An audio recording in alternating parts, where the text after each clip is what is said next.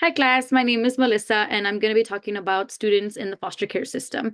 In the video, Vulnerable Students in Module 4, it explains that students in foster care often experience a significant number of transitions that really may impact their academic success as well as their social emotional development.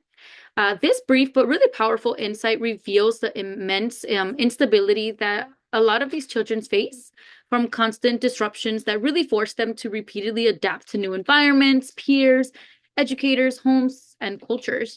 Beneath these transitions often lies a really deep well of unresolved trauma, which many students carry with them silently into each classroom that they enter.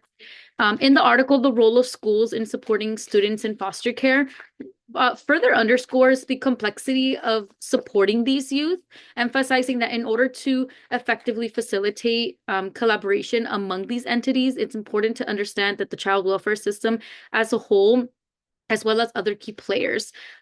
This point is really critical because a foster child's life is not limited to academics. It is often filled with legal appointments, supervised visitations, if any at all, mandated court therapies, and court proceedings. Education, while vital, can understandably fall down the list of priorities when a child is simply trying to survive. For 2 years, I served as the facility manager of a short-term residential facility in Los Angeles, where I worked directly with young girls, teenage girls at risk, teenage girls that were placed there either by the Department of DCFS, Child Family Services, or by juvenile probation. The work was incredibly challenging and also deeply transformative. Not just in my professional life, but in my personal life. This experience really inspired me to become a foster parent myself, opening my home to teenage girls, and really navigating the same system that I witnessed from my professional side.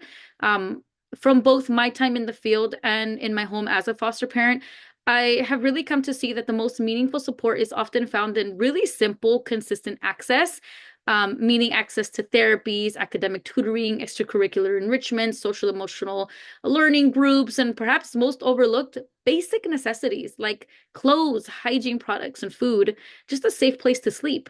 Um, these resources don't just meet the needs, they really just restore the dignity of the kiddo and create a foundation of healing and growth for them.